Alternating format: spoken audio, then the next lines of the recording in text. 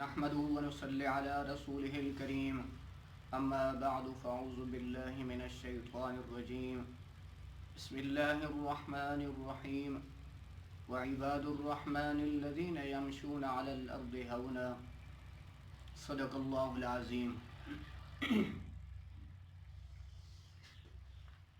يا رب صل وسلم دائما أبدا على حبيبك خير الخلق كلهم هو الحبيب الذي ترجع شفاعته لكل حول من الأحوال مقتحم۔ محترم سامعین، مکرم حاضرین و ناظرین، اس دنیا کا نظام ہے کہ کوئی بھی چیز پرکھنی ہو، جانچنی ہو تو پہلے اس کی علامات اور نشانیاں دیکھی جاتی ہیں۔ اس کے ذریعے سے ہر چیز کی پہچان ہوتی ہے، کھرے کی، کھوٹے کی، بیماری کی، صحت کی۔ تو ہر چیز کی علامات ہیں، نشانیاں ہیں۔ مثال کے طور پر ایک بندہ اگر بیمار ہے تو ڈاکٹر اس کی علامات کو دیکھ کر کے اس کی بیماری کی تشخیص کرتا ہے۔ صحت مند ہے تو صحت بھی اس کے چہرے سے جھلکتا ہے، پتہ چلتا ہے کہ بندہ صحت مند ہے، چہرے کی سرخی سے، اس کی مسکراہٹوں سے، اس کی جان سے۔ تو ایسے ہی اللہ رب العزت نے بھی اپنے پیارے بندوں کی علامات اور پہچان بتائی ہے، نشانیاں بتائی ہیں کہ کہیں تم مغالطے میں نہ پڑ جانا، میں اپنے پیاروں کی خود ہی تمہیں علامات اور نشانیاں بتا دیتا ہوں۔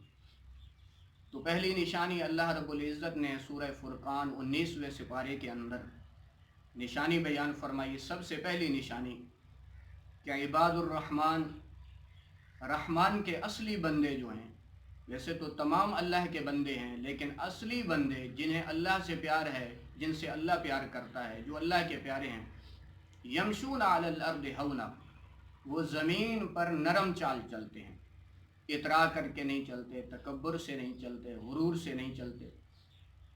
یہاں غور کا مقام یہ ہے، آخر چال میں وہ کون سی بات چھپی ہوئی ہے جو اللہ رب العزت سب سے پہلی نشانی بیان فرما رہے ہیں؟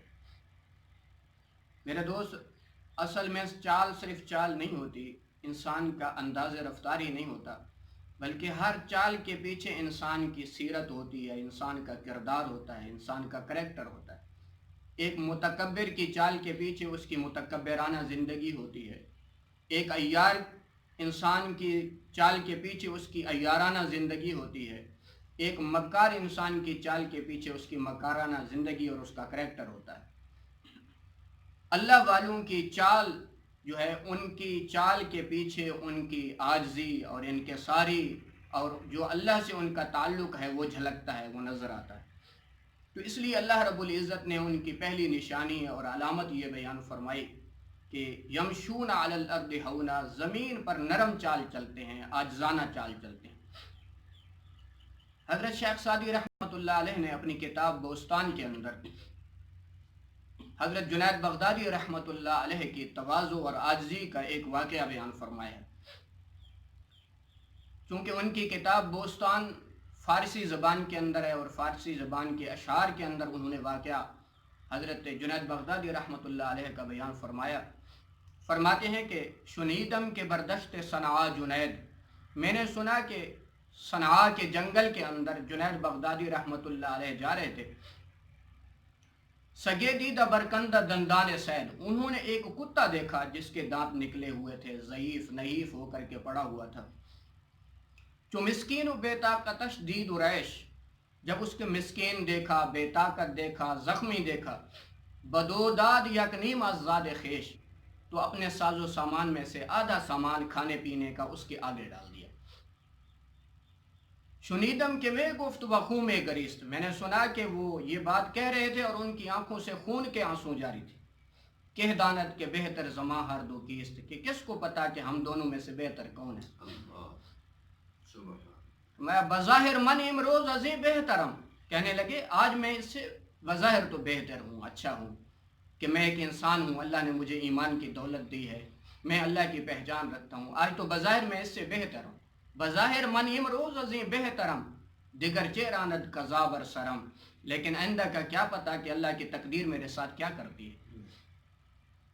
تو آگے فرمانے لگے کہ گر میں پائے ایمان لفظت زجائے، اگر میرا ایمان مرتے دم تک مضبوط رہا، میں ایمان پر قائم رہا، بسر بر نہم تاج افوے خدائے، تو آخرت میں اللہ کی کرم نوازی کا تاج اپنے سر پر رکھوں گا، اللہ کی مہربانیوں کا تاج اپنے سر پر رکھوں گا، اللہ کی فضل اور اس کی رحمت کا تاج اپنے سر پر رکھوں گا۔